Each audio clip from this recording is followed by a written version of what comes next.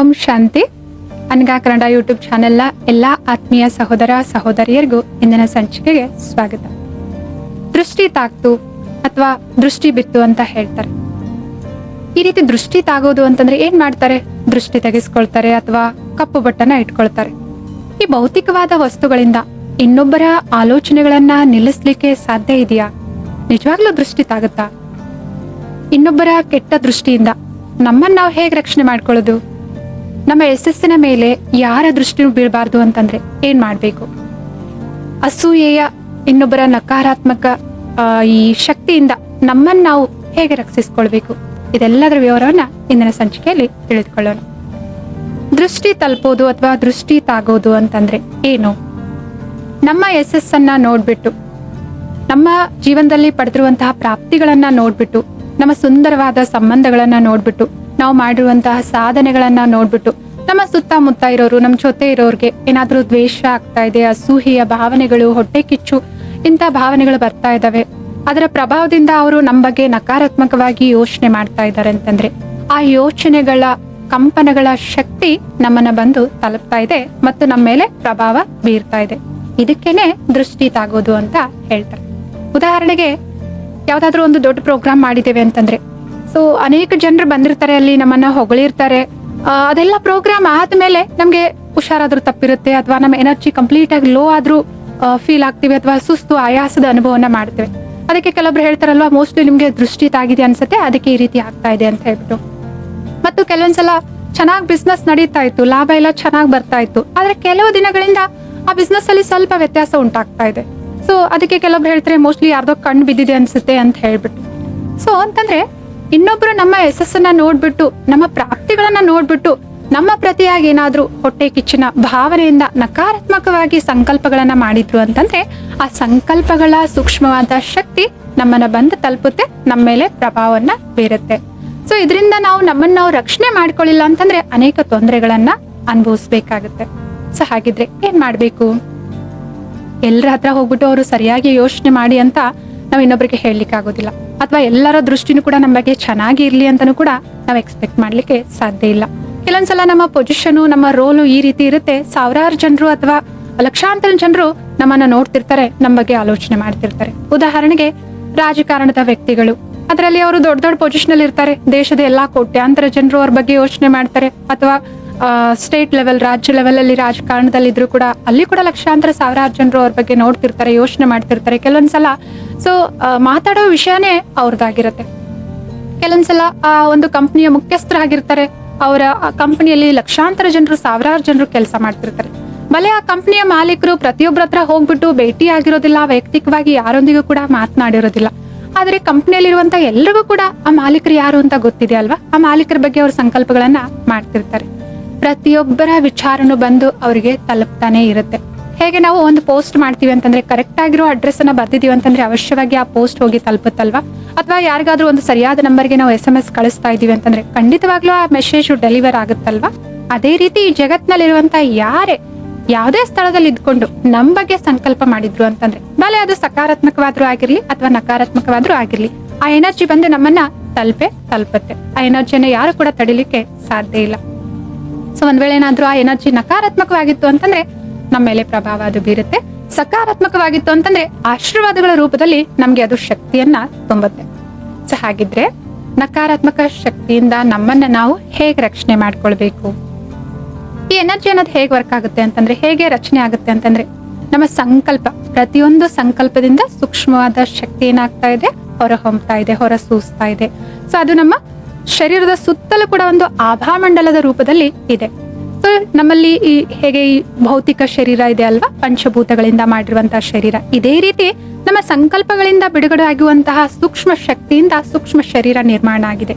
ಅದಕ್ಕೆ ಆಭಾಮಂಡಲ, ಓರಾ ಅಥವಾ energy field ಅಥವಾ ಸೂಕ್ಷ್ಮ ಶಕ್ತಿಯ ಆವರಣ ಅಂತ ಕರೀತಾರೆ. ಈ ಸ್ಥೂಲವಾದ ಶರೀರದ ಸುತ್ತಮುತ್ತಲೂ ಆ ಶಕ್ತಿಯ ಕಂಪನಗಳ ಆವರಣ ಇದೆ. ಈ ಶರೀರದಲ್ಲಿ ಕೂಡ ಆ ಸೂಕ್ಷ್ಮ ಶರೀರದ ಕಂಪನಗಳು ಇದಾವೆ ಅಂತಂದ್ರೆ ಸೂಕ್ಷ್ಮ ಶರೀರ ಈ ಭೌತಿಕ ಶರೀರದಲ್ಲಿ ಇದೆ, ಮತ್ತು ಈ ಶರೀರದ ಸುತ್ತಮುತ್ತನೂ ಕೂಡ ಆ ಕಂಪನಗಳ ಶಕ್ತಿ, ಆ ಎನರ್ಜಿ ಫೀಲ್ಡ್ ಇದೆ. ಇನ್ನೊಬ್ರು ಕಳಿಸುವಂತಹ ಆಲೋಚನೆಗಳ ಶಕ್ತಿ ಈ ಎನರ್ಜಿ ಫೀಲ್ಡ್ ಒಳಗಡೆ ಎಂಟ್ರಿ ಆದ್ರೆ ಮಾತ್ರ ನಮ್ಗೆ ಏನ್ ಮಾಡುತ್ತೆ, ನಮ್ಮ ಮೇಲೆ ಪ್ರಭಾವ ಬೀರ್ಲಿಕ್ಕೆ ಸಾಧ್ಯ ಆಗುತ್ತೆ. ಒಂದ್ ವೇಳೆ ಇದು ಹೇಗೆ ಅಂತಂದ್ರೆ ನಮ್ಮ ಶರೀರದ ಇಮ್ಯುನಿಟಿ ಸಿಸ್ಟಮ್ ಇದೆ ಅಲ್ವಾ, ಕೆಲವೊಬ್ಬರಿಗೆ ಹೊರಗಡೆ ಹೋದ್ರೆ ಆ ಸ್ಥಳದಲ್ಲಿ ನೀರು ಕುಡಿದ್ರೆ ಅಥವಾ ಊಟದಲ್ಲಿ ವ್ಯತ್ಯಾಸ ಆದ್ರೆ ಅಥವಾ ವಾತಾವರಣದಲ್ಲಿ ಏನಾದ್ರೂ ಏರುಪೇರಾದ್ರೆ ತಕ್ಷಣ ಹುಷಾರ್ ತಪ್ಪೋಗುತ್ತೆ ಅವರಿಗೆ. ಕೋಲ್ಡ್ ಆದ್ರೂ ಆಗಿರ್ಬೋದು ಅಥವಾ ಜ್ವರ ಆದ್ರೂ ಬರೋದಾಗಿರ್ಬೋದು, ವೈರಲ್ ಫೀವರ್ ಆದ್ರೂ ಆಗಿರ್ಬೋದು. ಯಾಕಂದ್ರೆ ಇಮ್ಯುನಿಟಿ ಸಿಸ್ಟಮ್ ಕಡಿಮೆ ಇದೆ, ಅದಕ್ಕೋಸ್ಕರ. ಕೆಲವೊಬ್ರು ಇಮ್ಯುನಿಟಿ ಸಿಸ್ಟಮ್ ಸ್ಟ್ರಾಂಗ್ ಆಗಿರುತ್ತೆ, ಅವ್ರು ಎಷ್ಟೇ ಹೊರಗಡೆ ಹೋಗಿ ಸುತ್ತಾಡ್ ಬಂದ್ರು ಕೂಡ ಏನೂ ಆಗೋದಿಲ್ಲ, ಚೆನ್ನಾಗೇ ಇರ್ತಾರೆ. ಹಾಗೇನೆ ನಮ್ಮ ಭಾವನಾತ್ಮಕ ಇಮ್ಯುನಿಟಿ ಸಿಸ್ಟಮ್, ರೋಗ ನಿರೋಧಕ ಶಕ್ತಿ ಇದು ಸ್ಟ್ರಾಂಗ್ ಆಗಿತ್ತು ಅಂತಂದ್ರೆ ಈ ಜಗತ್ತಿನಲ್ಲಿ ಯಾರೇ ಎಷ್ಟೇ ನಕಾರಾತ್ಮಕವಾದ ಆಲೋಚನೆಗಳನ್ನ ನಮ್ ಪ್ರತಿ ಮಾಡಿದ್ರು ಕೂಡ ಆ ಎನರ್ಜಿಯ ಪ್ರಭಾವ ನಮ್ಮ ಮೇಲೆ ಬೀರ್ಲಿಕ್ಕೆ ಸಾಧ್ಯ ಇಲ್ಲ. ಸೊ ಹಾಗಿದ್ರೆ ನಮ್ಮ ಭಾವನಾತ್ಮಕವಾದ ಇಮ್ಯುನಿಟಿ ಸಿಸ್ಟಮ್ ಅನ್ನ, ನಮ್ಮ ಎನರ್ಜಿ ಫೀಲ್ಡ್ ಅನ್ನ ಸ್ಟ್ರಾಂಗ್ ಆಗಿ ಇಟ್ಕೊಳ್ಬೇಕು ಅಂತಂದ್ರೆ ಏನ್ ಮಾಡ್ಬೇಕು? ಮೊದಲನೇದಾಗಿ ಕೆಲವೊಂದ್ಸಲ ನಾವು ಈ ರೀತಿ ಯೋಚನೆ ಮಾಡ್ತೀವಲ್ವಾ, ನಮ್ ಪ್ರತಿ ಇವ್ರ ಭಾವನೆಗಳು ಚೆನ್ನಾಗಿಲ್ಲ, ಇವ್ರು ಯಾವಾಗ್ಲೂ ಕೂಡ ಜಲಸ್ ಪಡ್ತಾರೆ, ನಮ್ ಬಗ್ಗೆ ದ್ವೇಷ ಮಾಡ್ತಾರೆ, ನಮ್ಮ SS ನಲ್ಲಿ ಇವರೇ ಅಡ್ಡಗಾಲ ಆಗ್ತಾ ಇದಾರೆ, ನಮ್ಗೆ ತೊಂದರೆ ನೀಡ್ತಾ ಇದಾರೆ ಅಂತ ಯಾರ ಬಗ್ಗೆ ಆದ್ರೂ ನಾವು ಸಂಕಲ್ಪ ಮಾಡ್ತಾ ಇದೀವಿ, ಸೊ ಕೆಟ್ಟ ದೃಷ್ಟಿ ಬೀಳ್ತಾ ಇದೆ, ಇದರಿಂದ ನಮ್ಗೆ ತೊಂದರೆ ಆಗ್ಬೋದು ಅಂತ ಯೋಚನೆ ಮಾಡ್ತಾ ಇದೀವಿ ಅಂತಂದ್ರೆ, ಈ ಯೋಚನೆ ಮಾಡೋದೇ ಏನು ಅಂತಂದ್ರೆ ಅವರ ಎನರ್ಜಿ ಫೀಲ್ಡ್ಗೆ ನಾವು ಡೋರ್ ಅನ್ನ ಓಪನ್ ಮಾಡ್ದಂಗೆ. ಅಂತಂದ್ರೆ ನಾನು ದುರ್ಬಲಳು, ಇನ್ನೊಬ್ಬರ ನಕಾರಾತ್ಮಕ ಶಕ್ತಿಯ ಪ್ರಭಾವ ನನ್ನ ಮೇಲೆ ಬಿದ್ದೇ ಬೀರುತ್ತೆ ಅಂತ ನಾನು ಆಂತರಿಕವಾಗಿ ಒಪ್ಕೊಳ್ತಾ ಇದ್ದೀನಿ ಅಂತ ಅರ್ಥ. ಸೊ ಅದಕ್ಕೋಸ್ಕರ ಏನ್ ಮಾಡ್ಬೇಕಾಗಿದೆ, ಯಾರದೇ ಯಾವುದೇ ನಕಾರಾತ್ಮಕವಾದ ಶಕ್ತಿಯ ಪ್ರಭಾವ ನನ್ನ ಮೇಲೆ ಬೀಳ್ಲಿಕ್ಕೆ ಸಾಧ್ಯ ಇಲ್ಲ, ನಾನು ಸಂಪೂರ್ಣವಾಗಿ ಸುರಕ್ಷಿತವಾಗಿದ್ದೇನೆ ಅಂತ ಹೇಳ್ಬಿಟ್ಟು ಈ ರೀತಿ ಸಕಾರಾತ್ಮಕವಾದ ವಿಚಾರವನ್ನ ಮೊದಲನೇದಾಗಿ ಮಾಡ್ಬೇಕಾಗಿದೆ. ಎರಡನೇದಾಗಿ ನನ್ನ ಈ ಓರಾ ಅಥವಾ ಎನರ್ಜಿ ಫೀಲ್ಡ್ ಅನ್ನ ನಾನು ಸ್ಟ್ರಾಂಗ್ ಆಗಿ ಇಟ್ಕೊಳ್ಬೇಕು. ಸೊ ಹೇಗೆ? ಸಕಾರಾತ್ಮಕವಾಗಿ ವಿಚಾರ ಮಾಡೋದ್ರಿಂದ. ಪ್ರತಿಯೊಬ್ಬರ ಬಗ್ಗೆ, ಪ್ರತಿಯೊಂದು ಸಿಚುವೇಶನ್ ಬಗ್ಗೆ ನಾನು ಯಾವಾಗ್ಲೂ ಕೂಡ ಸಕಾರಾತ್ಮಕವಾಗಿ ಪಾಸಿಟಿವ್ ಆಗಿ ಯೋಚನೆ ಮಾಡಿದ್ನಿ ಅಂತಂದ್ರೆ ನನ್ನ ಎನರ್ಜಿ ಫೀಲ್ಡ್ ಏನಿರುತ್ತೆ, ನನ್ನ ವೈಬ್ರೇಷನಲ್ ಎನರ್ಜಿ ಏನಿರುತ್ತೆ ಹೈ ಆಗಿರುತ್ತೆ, ಸ್ಟ್ರಾಂಗ್ ಆಗಿರುತ್ತೆ. ಕೆಲವೊಂದ್ಸಲ ಈ ರೀತಿ ಚಾಲೆಂಜಸ್ ಅನ್ನ ನಾವು ಅನುಭವಿಸ್ತೀವಿ. ನಮ್ ಜೊತೆಯಲ್ಲಿ ಇದ್ದವ್ರೆ ನಮ್ಮ ನೋಡಿ ಈರ್ಷಾ ಪಡ್ತಾ ಇದಾರೆ, ನಮ್ಗೆ ಪದೇ ಪದೇ ತೊಂದರೆ ಕೊಡ್ತಾ ಇದಾರೆ ಅಂತಂದ್ರೆ ಅವ್ರ ಬಗ್ಗೆ ನಮಗೂ ಕೂಡ ದ್ವೇಷ ಬರುತ್ತೆ, ಅವ್ರ ಬಗ್ಗೆ ನಮಗೂ ಕೂಡ ಕೋಪ ಬರುತ್ತೆ, ಅವ್ರ ಬಗ್ಗೆ ನಾವು ಕೂಡ ನಕಾರಾತ್ಮಕವಾಗಿ ಯೋಚನೆ ಮಾಡ್ಲಿಕ್ಕೆ ಪ್ರಾರಂಭ ಮಾಡ್ತೀವಿ. ಯಾವಾಗ ನಾವಿಲ್ಲಿ ನಕಾರಾತ್ಮಕವಾಗಿ ವಿಚಾರ ಮಾಡ್ಲಿಕ್ಕೆ ಪ್ರಾರಂಭ ಮಾಡಿದ್ವಲ್ವಾ, ನಮ್ಮ ಎನರ್ಜಿ ಲೆವೆಲ್ ಏನಾಗುತ್ತೆ, ನಮ್ಮ ಎಮೋಷನಲ್ ಇಮ್ಯುನಿಟಿ ಸಿಸ್ಟಮ್ ಏನಾಗುತ್ತೆ, ಡೌನ್ ಆಗ್ಲಿಕ್ಕೆ, ಕಡಿಮೆ ಆಗ್ಲಿಕ್ಕೆ ಪ್ರಾರಂಭ ಆಗುತ್ತೆ. ಸೊ ಅವಾಗ ಇನ್ನೊಬ್ಬರ ನಕಾರಾತ್ಮಕವಾದ ಕಂಪನಗಳ ಪ್ರಭಾವ ನಮ್ಮ ಮೇಲೆ ಅವಶ್ಯವಾಗಿ ಬೀರುತ್ತೆ. ಸೊ ಅದಕ್ಕೋಸ್ಕರ ನಮ್ಮ ಸಂಕಲ್ಪಗಳನ್ನ, ಆಲೋಚನೆಗಳನ್ನ ಸಕಾರಾತ್ಮಕವಾಗಿ ಇಟ್ಕೊಳ್ಳೋದು ಬಹಳ ಬಹಳ ಬಹಳ ಮುಖ್ಯವಾಗಿದೆ. ಅವ್ರಿಗೋಸ್ಕರ ಅಲ್ಲ, ನಮ್ಮ ರಕ್ಷಣೆಗಾಗಿ. ಮತ್ತು ಇನ್ನೊಂದು ತುಂಬಾ ಬಹಳ ಮುಖ್ಯವಾದ ವಿಚಾರ ಇದು. ಯಾರು ನಮ್ಮನ್ನ ನೋಡಿ ಈರ್ಷಾ ಪಡ್ತಾ ಇದಾರೆ, ದ್ವೇಷ ಮಾಡ್ತಾ ಇದಾರಲ್ವಾ, ಇಲ್ಲಿ ನಾವು ಅರ್ಥ ಮಾಡ್ಕೊಳ್ಬೇಕಾಗಿದೆ. ಒಂದು ನಿಮಿಷ ಅವ್ರ ಬಗ್ಗೆ ಯೋಚನೆ ಮಾಡ್ಬೇಕಾಗಿದೆ. ಅವ್ರು ಯಾಕೆ ಹೊಟ್ಟೆ ಕಿಚ್ಚು ಪಡ್ತಾ ಇದಾರೆ, ಅವ್ರು ಯಾಕೆ ದ್ವೇಷ ಮಾಡ್ತಾ ಇದಾರೆ? ಅವರು ಕೂಡ ಪರಿಶ್ರಮ ಪಟ್ರು, ನಾವೇನ್ ಇವತ್ತು ಪಡ್ತೀವಲ್ವಾ ಅದನ್ನ ಪಡಿಬೇಕು ಅಂತ, ಆದ್ರೆ ಅವ್ರಿಗೆ ಅದು ಸಿಗ್ಲಿಲ್ಲ. ಅದರಿಂದ ಅವ್ರಿಗೆ ನಿರಾಶೆ ಆಗಿದೆ, ದುಃಖದಲ್ಲಿದ್ದಾರೆ, ಅಸಂತುಷ್ಟರಾಗಿದ್ದಾರೆ. ಅವ್ರಿಗೂ ಕೂಡ ಪರಿಶ್ರಮ ಪಟ್ಟಾಗ ನಮ್ಗೇನ್ ಸಿಕ್ಕಿದೆ ಅದು ಸಿಕ್ಕಿತ್ತು ಅಂತಂದ್ರೆ ಇವತ್ತು ಅವರು ಕೂಡ ಖುಷಿಯಾಗಿರ್ತಿದ್ರು, ನಮ್ಮ ಖುಷಿಯಲ್ಲಿ ಅವರು ಕೂಡ ಭಾಗಿಯಾಗ್ತಾ ಇದ್ರು. ಸೊ ಆದ್ರೆ ನಾವೇನ್ ಪಡೆದಿದೀವಿ ಅದನ್ನ ಪಡಿಬೇಕನ್ನೋ ಇಚ್ಛೆ ಅವರಲ್ಲಿ ಇತ್ತು, ಪರಿಶ್ರಮ ಪಟ್ರು, ಆದ್ರೆ ಅವ್ರಿಗೆ ಅದು ಸಿಕ್ಕಿಲ್ಲ. ಸೊ ಆದ್ರಿಂದ ಅವರು ಮನಸ್ಸಿನಲ್ಲಿ ಅತೃಪ್ತರಾಗಿದ್ದಾರೆ, ಅಸಂತುಷ್ಟರಾಗಿದ್ದಾರೆ. ಸೊ ಅದರಿಂದ ಅವರಿಗೆ ಈ ರೀತಿ ದ್ವೇಷ, ಅಸೂಹೆ, ಹೊಟ್ಟೆ ಕಿಚ್ಚಿನ ಸಂಕಲ್ಪಗಳು ಬರ್ತಾ ಇದ್ದಾವೆ. ಸೊ ಇಂತಹ ಸಂಕಲ್ಪಗಳು ಮನಸ್ಸಿನಲ್ಲಿ ಬರ್ತಾ ಇದಾವೆ ಅಂತಂದ್ರೆ ಆಲ್ರೆಡಿ ಅವ್ರ ಮನಸ್ಸಿನಿಂದ ಅವರ ಶಾಂತಿ ದೂರ ಆಗಿದೆ, ಅವರ ಸಂತೋಷನ ಕೂಡ ಅವರು ಕಳೆದುಕೊಂಡಿದ್ದಾರೆ. ವರ್ತಮಾನದಲ್ಲಿ ಅವರು ಆಲ್ರೆಡಿ ದುಃಖದಲ್ಲಿದ್ದಾರೆ. ಮತ್ತು ಈ ತರ ಆಲೋಚನೆಗಳನ್ನ ಅವ್ರು ಮಾಡ್ತಾ ಇದ್ದಾರೆ ಅಂತಂದ್ರೆ ಇಲ್ಲಿ ಕರ್ಮದ ಸಿದ್ಧಾಂತನೂ ಕೂಡ ಕೆಲಸ ಮಾಡ್ತಾ ಇದೆ. ನಾವು ಯಾವಾಗ ಮನಸ್ಸಿನಿಂದ ನಕಾರಾತ್ಮಕವಾದ, ದ್ವೇಷ ತುಂಬಿದ, ಅಸೂಯೆ ಅಂತ ಸಂಕಲ್ಪಗಳನ್ನ ಮಾಡ್ತೀವಲ್ವಾ, ಅವಾಗ ಆ ಕರ್ಮ, ಸೂಕ್ಷ್ಮವಾದ ಕರ್ಮ, ಇಲ್ಲಿ ನೆಗೆಟಿವ್ ಖಾತೆ ಸೃಷ್ಟಿಯಾಗ್ತಾ ಇದೆ. ಅದನ್ನ ನಾನು ಮಾನಸಿಕವಾಗಿ ಅಶಾಂತಿ, ನೋವನ್ನ, ದುಃಖವನ್ನ ಅನುಭವಿಸ್ಬಿಟ್ಟು ಆ ಕರ್ಮವನ್ನ ಚುಕ್ತ ಮಾಡ್ಬೇಕು. ಇದನ್ನ ಯಾರು ಕೂಡ ಈ ಕರ್ಮದ ಫಲ ತಡಿಲಿಕ್ಕೆ ಸಾಧ್ಯ ಇಲ್ಲ. ನಾವೆಷ್ಟು ನಕಾರಾತ್ಮಕವಾಗಿ ಯೋಚನೆ ಮಾಡ್ತೇವೆ ಅಷ್ಟೇ ನಮ್ಮ ಮನಸ್ಸಿನಿಂದ ದುಃಖ, ನೋವು, ಅಶಾಂತಿಯನ್ನ ಅನುಭವ ಮಾಡ್ಬಿಟ್ಟೆ ಈ ಕರ್ಮವನ್ನ ನಾನು ಚುಕ್ತ ಮಾಡ್ಬೇಕಾಗುತ್ತೆ. ಮತ್ತು ಕೇವಲ ಆಲೋಚನೆಗಳಲ್ಲ ಅಷ್ಟೇ ಅಲ್ಲದೆ ನಾವು ಕರ್ಮದಲ್ಲಿ ತರ್ತಾ ಇದ್ದೇವೆ, ಇನ್ನೊಬ್ಬರ ನಲ್ಲಿ ಅಡೆತಡೆಗಳನ್ನ ಉಂಟು ಮಾಡ್ತಾ ಇದೀವಿ, ಇನ್ನೊಬ್ಬರಿಗೆ ತೊಂದರೆಯನ್ನ ಕೊಡ್ತಾ ಇದೀವಿ ಅಂತಂದ್ರೆ ಬಹಳ ಇಂಪಾರ್ಟೆಂಟ್ ಆಗಿರುವ ವಿಷಯ ಇದು. ನಾವು ಬಹಳ ದೊಡ್ಡ ನಕಾರಾತ್ಮಕ ಖಾತೆಯನ್ನ ಇಲ್ಲಿ ಸೃಷ್ಟಿಸ್ಕೊಳ್ತಾ ಇದೀವಿ, ರಚನೆ ಮಾಡ್ಕೊಳ್ತಾ ಇದೀವಿ. ಈ ರೀತಿ ಕರ್ಮಗಳನ್ನ ಮಾಡೋದ್ರಿಂದ ಅನೇಕ ಮುಂದಿನ ಜನ್ಮಗಳಿಗಾಗಿನೂ ಕೂಡ ನಮ್ಮ ಯಶಸ್ಸನ್ನ, ನಮ್ಮ ಸಂತೋಷವನ್ನ ನಾವಿಲ್ಲಿ ಬಲಿ ಕೊಡ್ತಾ ಇದ್ದೇವೆ. ಇಲ್ಲಿ ಆ ಯಶಸ್ಸು, ಸಂತೋಷವನ್ನ ಎಷ್ಟೋ ಜನ್ಮಗಳಿಗಾಗಿ ನಾವು ದೂರ ಮಾಡ್ಕೊಳ್ತಾ ಇದ್ದೇವೆ. ಆದ್ರಿಂದ ಯಾರೇ ಆಗಿರ್ಲಿ ನಮ್ಮ ಸುತ್ತಮುತ್ತ ಇಂತಹ ದ್ವೇಷ ತುಂಬಿದ, ಅಸೂಯೆಯಿಂದ ಕೂಡಿದ, ಹೊಟ್ಟೆ ಕಿಚ್ಚಿನ ಸಂಕಲ್ಪ ಮಾಡ್ತಾ ಇನ್ನೊಬ್ಬರಿಗೆ ಕೆಡಕಾಗ್ಲಿ ಅಂತ ಅನೇಕ ಮಾರ್ಗಗಳನ್ನ ಹಿಡಿದ್ಬಿಟ್ಟು ಸೊ ಅದರಿಂದ ಅವರು ಇನ್ನೊಬ್ಬರಿಗೆ ಕೆಟ್ಟದನ್ನ ಮಾಡ್ಲಿಕ್ಕೆ ಪ್ರಯತ್ನ ಮಾಡ್ತಾ ಇದ್ದಾರೆ ಅಂತಂದ್ರೆ ಖಂಡಿತವಾಗ್ಲೂ ಅವ್ರ ಮೇಲೆ ದಯೆ, ಕರುಣೆ, ಸಹಾನುಭೂತಿ ಬರ್ಬೇಕಾಗಿದೆ. ಯಾಕಂದ್ರೆ ವರ್ತಮಾನದಲ್ಲಂತೂ ಅವ್ರು ಆಂತರಿಕವಾಗಿ ದುಃಖ, ನೋವಿನಲ್ಲಿದ್ದಾರೆ, ಅಶಾಂತರಾಗಿದ್ದಾರೆ.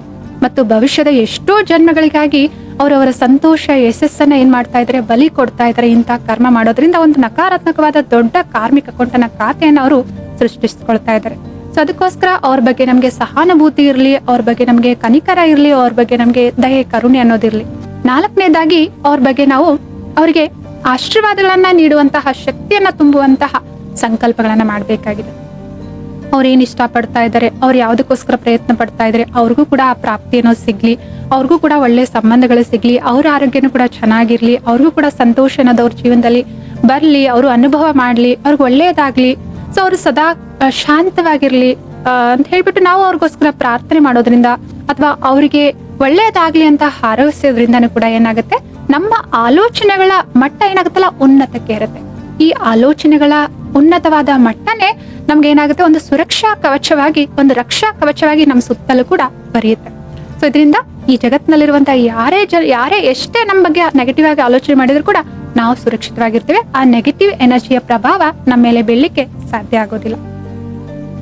ಸೊ ಇದಕ್ಕೊಂದು ಚಿಕ್ಕ ಉದಾಹರಣೆ ಅಥವಾ ಕಥೆಯನ್ನ ನೋಡೋದಾದ್ರೆ, ಒಂದು ದೊಡ್ಡದಾದ ಹಡಗು ವಿಶಾಲವಾದ ಸಾಗರದಲ್ಲಿ ಹೋಗ್ತಾ ಇದೆ. ಸೊ ಅದು ಎಲ್ಲಿವರೆಗೂ ನೀರಿನ ಮೇಲೆ ತೇಲ್ತಾ ಇರುತ್ತೆ ಅಲ್ಲಿವರೆಗೂ ಅದು ಸುರಕ್ಷಿತವಾಗಿ ಹೋಗ್ತಾ ಇದೆ. ಒಂದು ವೇಳೆ ಏನಾದ್ರೂ ಆ ಹಡಗಿನಲ್ಲಿ ಚಿಕ್ಕದಾದ ರಂಧ್ರ ಏನಾದ್ರು ಬಿತ್ತು ಅಂತಂದ್ರೆ, ಆ ಸಮುದ್ರದ ನೀರು ಏನು ಹಡಗಿನ ಸುತ್ತಮುತ್ತ ನೀರಿತ್ತಲ್ವಾ, ಆ ಸಮುದ್ರದ ನೀರ್ ಏನಾದ್ರೂ ಹಡಗಿನ ಒಳಗಡೆ ಬರ್ಲಿಕ್ಕೆ ಪ್ರಾರಂಭ ಆಯ್ತು ಅಂತಂದ್ರೆ ಆ ದೊಡ್ಡದಾಗಿರುವಂತಹ ಹಡಗು ಮುಳುಗ್ ಹೋಗ್ಬಿಡುತ್ತೆ. ಈ ದೊಡ್ಡದಾದ ಹಡಗಿನ ತರನೇ ನಮ್ಮ ಜೀವನದ ಪ್ರಯಾಣ ಇದೆ. ನಮ್ಮ ಸುತ್ತಮುತ್ತಲು ಯಾವಾಗ್ಲೂ ಎಲ್ಲರೂ ಕೂಡ ನಮ್ಮನ್ನ ನೋಡ್ಬಿಟ್ಟು ಒಳ್ಳೆದನ್ನೇ ಯೋಚನೆ ಮಾಡ್ತಾರೆ, ಯಾವಾಗ್ಲೂ ಒಳ್ಳೆ ದೃಷ್ಟಿಕೋನವನ್ನ ಇಟ್ಕೊಂಡಿರ್ತಾರ. ಒಂದು 1000 ಜನ ನಮ್ಮನ್ನ ನೋಡ್ತಾ ಇದ್ದಾರೆ ಅಂತಂದ್ರೆ ಅದರಲ್ಲಿ ಒಂದು 100 ಜನನೋ 200 ಜನನೋ ನಮ್ಮ ಏಳಿಗೆಯನ್ನ ಕಂಡು ಸಹಿಸದೇ ಇರುವಂತವ್ರು ಇರ್ಬೋದು. ಯಾಕಂದ್ರೆ ಜನರು ಏನ್ ಮಾಡ್ತಾ ಇದಾರೆ, ಕಂಪ್ಯಾರಿಸನ್ ಅನುಭವ ಮಾಡ್ತಾರೆ, ಕಾಂಪಿಟೇಷನ್ ಅನ್ನ ಅನುಭವ ಮಾಡ್ತಾರೆ. ಕೆಲವೊಂದ್ಸಲ ತಮ್ಗೇನು ಸಿಕ್ಕಿಲ್ಲ ಅಂತ ನೋವು, ದುಃಖ ಪಡ್ತಾರೆ ಅಲ್ವಾ.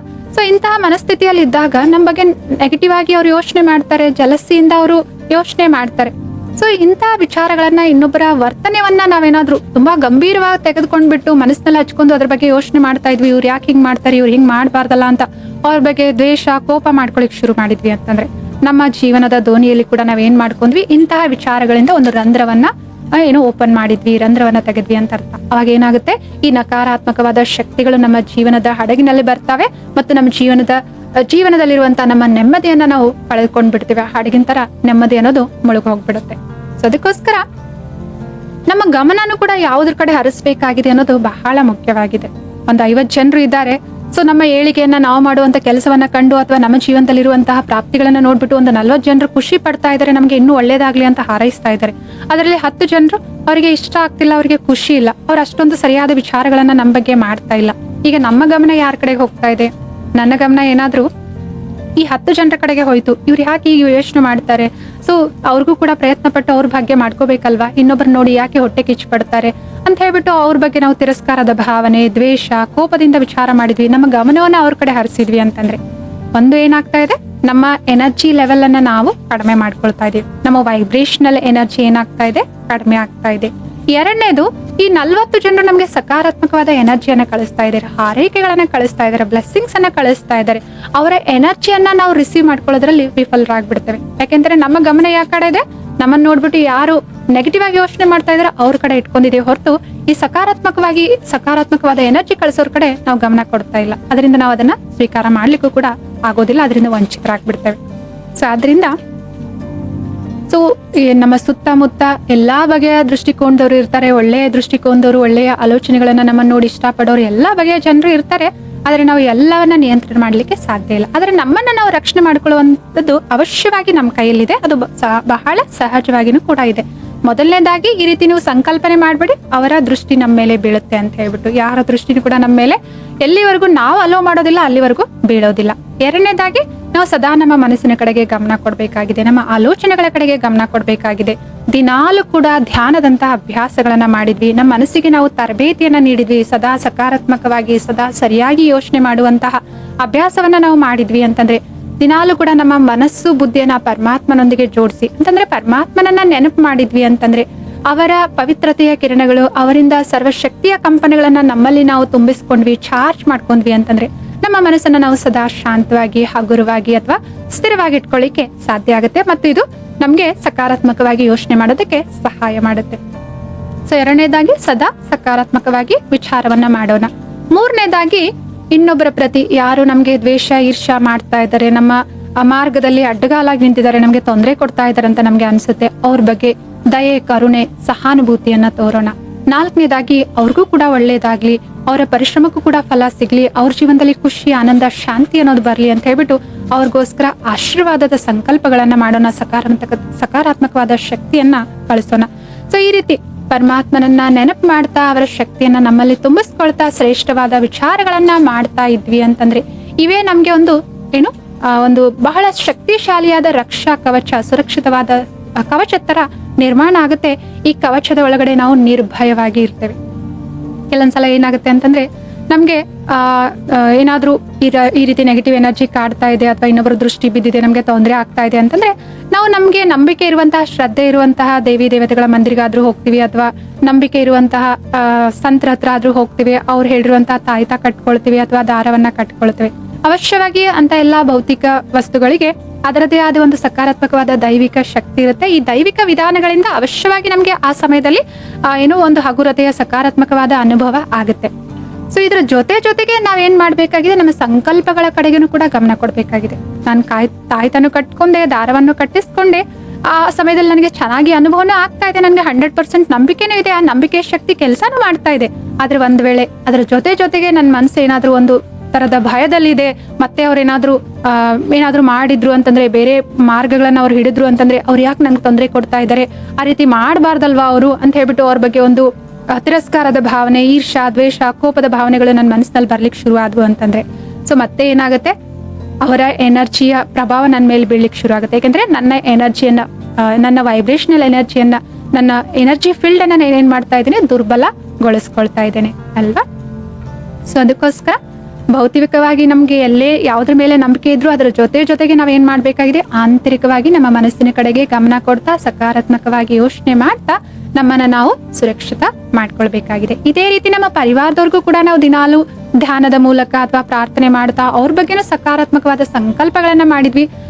ಅವ್ರ ಸುತ್ತಲೂ ಕೂಡ ಪರಮಾತ್ಮನ ಪವಿತ್ರತೆಯ ಕಂಪನಗಳ ರಕ್ಷಣಾ ಕವಚ ಸುತ್ತುವರೆದಿದೆ. ಅವರು ಕೂಡ ಸಂಪೂರ್ಣವಾಗಿ ಎಲ್ಲಾ ನಕಾರಾತ್ಮಕವಾದ ಶಕ್ತಿಯಿಂದ ಸುರಕ್ಷಿತವಾಗಿದ್ದಾರೆ ಅಂತ ಹೇಳ್ಬಿಟ್ಟು ದಿನಾಲು ಕೂಡ ಒಂದು 5 ನಿಮಿಷ ಅವ್ರ ಪ್ರತಿಯಾಗಿ ನಾವು ಮೆಡಿಟೇಷನ್ ಮಾಡಿದ್ವಿ ಅಂತಂದ್ರೆ, ಮತ್ತು ನಮ್ಮ ಮನೆಯ ಸುತ್ತಮುತ್ತಲೂ ಕೂಡ ಕೆಲವೊಬ್ರು ಸಹೋದರ ಸಹೋದರಿಯರು ಹೇಳ್ತಿರ್ತಾರೆ, ಯಾರು ನಮ್ಮ ಮನೆ ಮುಂದೆ ಆತರ ನಿಂಬೆ ಹಣ್ಣು ಹಾಕಿದ್ರು ಅಥವಾ ಇದು ಮಾಡಿದ್ರು ನಮ್ಗೆ ಒಂದ್ ಸ್ವಲ್ಪ ಭಯ ಆಗುತ್ತೆ ಅಂತ ಹೇಳ್ಬಿಟ್ಟು, ನೀವು ದಿನಾಲು ಕೂಡ ಮೆಡಿಟೇಷನ್ ಮಾಡ್ಬೇಕಾದ್ರೆ ಈ ರೀತಿಯ ಕಂಪನ ಅನ್ನು ಸಕಾರಾತ್ಮಕವಾಗಿ ಯೋಚನೆ ಮಾಡಿ, ಆ ಪರಮಾತ್ಮನ ಪವಿತ್ರತೆಯ ಕಂಪನಗಳು, ಆ ಪರಮಾತ್ಮನ ಸರ್ವಶಕ್ತಿಯ ಕಂಪನಗಳು ಸೊ ನಮ್ಮ ಮನೆಯಲ್ಲಿ 4 ಕಡೆ ಹರಡ್ತಾ ಇದ್ದಾವೆ.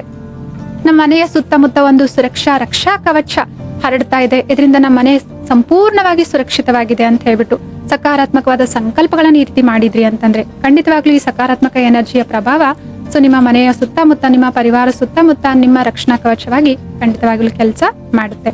ಮತ್ತು ಸ್ವಲ್ಪ ಸಮಯ ನಾವು ದಿನಾಲು ಸಮಯವನ್ನು ತೆಗೆದುಕೊಂಡು ಒಂದು ವಿಶಾಲ ಹೃದಯದಿಂದ ಈ ವಾತಾವರಣದಲ್ಲಿ ಕೂಡ ಸಕಾರಾತ್ಮಕ ಕಂಪನಗಳನ್ನ ಹರಡಿಸುವಂತಹ ಧ್ಯಾನವನ್ನ ಮಾಡಿದ್ವಿ ಅಂತಂದ್ರೆ ಪರಮಾತ್ಮನ ಸರ್ವಶಕ್ತಿಯ ಕಂಪನಗಳು, ಪವಿತ್ರತೆಯ ಕಂಪನಗಳು ಇಡೀ ವಿಶ್ವದಲ್ಲಿ ಹರಡ್ತಾ ಇದ್ದಾವೆ. ಎಲ್ಲರೂ ಕೂಡ ಈ ವಿಶ್ವದ ಈ ಕಂಪನಗಳ ರಕ್ಷಾ ಕವಚದಲ್ಲಿ ಸುರಕ್ಷಿತವಾಗಿದ್ದಾರೆ, ಸಂತೋಷವಾಗಿದ್ದಾರೆ ಅಂತ ಹೇಳ್ಬಿಟ್ಟು ಈ ರೀತಿ ನಾವು ಸಂಕಲ್ಪ ಮಾಡಿದ್ವಿ ಅಂತಂದ್ರೆ ಇದು ಒಂದು ಸೇವೆ ತರಾನೇ ಆಗಿದೆ. ಧ್ಯಾನದ ಮೂಲಕ ಇಡೀ ವಿಶ್ವದ ಕಂಪನಗಳನ್ನ ಹರಡಿಸುವಂತಹ ಸೇವೆನೇ ಇದು ಆಗಿದೆ ಅಂತ ನಾವು ಹೇಳ್ಬೋದಾಗಿದೆ. ಸೊ ಈ ರೀತಿ ನಮ್ಮ ಸಕಾರಾತ್ಮಕವಾದ ಸಂಕಲ್ಪಗಳೇ, ಆಲೋಚನೆಗಳೇ, ನಮ್ಮ ಶ್ರೇಷ್ಠ ಕರ್ಮಗಳೇ ನಿಜವಾದ ದೃಷ್ಟಿಯ ಬೊಟ್ಟಾಗಿದೆ, ನಿಜವಾದ ರಕ್ಷಾ ಕವಚವಾಗಿದೆ. ಸೊ ಖಂಡಿತವಾಗ್ಲೂ ನೀವು ಕೂಡ ಈ ರಕ್ಷಾ ಕವಚವನ್ನ ನಿಮ್ಮ ಸುತ್ತಲೂ ಕೂಡ ದಿನಾಲು ಕೂಡ ಹಾಕಿಕೊಳ್ಳಿ, ನಿಮ್ಮನ್ನ ನೀವು ಸುರಕ್ಷಿತವಾಗಿ ಇಟ್ಕೊಳ್ಳಿ ಅಂತ ಹೇಳ್ತಾ ಇಂದಿನ ಸಂಚಿಕೆಯನ್ನ ಮುಕ್ತಾಯ ಮಾಡ್ತಾ ಇದ್ದೇವೆ. ಈ ವಿಷಯದ ಬಗ್ಗೆ ನಿಮ್ಗೆ ಏನಾದ್ರೂ ಪ್ರಶ್ನೆಗಳಿದ್ವು ಅಂತಂದ್ರೆ ಈ ವಿಡಿಯೋದ ಕಾಮೆಂಟ್ ಬಾಕ್ಸ್ ನಲ್ಲಿ ನೀವು ನಮ್ಗೆ ಕೇಳಬಹುದಾಗಿದೆ. ಮತ್ತು ಈ ಸ್ಕ್ರೀನ್ ನಲ್ಲಿ ತೋರಿಸಲಾಗಿರುವಂತಹ ಮೊಬೈಲ್ ಸಂಖ್ಯೆಗೆ ಕರೆ ಮಾಡಬಹುದಾಗಿದೆ. ಮತ್ತೊಂದು ಸಂಚಿಕೆಯಲ್ಲಿ ಇನ್ನೊಂದು ವಿಷಯದೊಂದಿಗೆ ನಾವೆಲ್ಲರೂ ಕೂಡ ಭೇಟಿಯಾಗೋಣ. ಅಲ್ಲಿವರೆಗೂ ತಮ್ಮೆಲ್ಲರೂ ಕೂಡ ನಮಸ್ತೆ, ಓಂ ಶಾಂತಿ.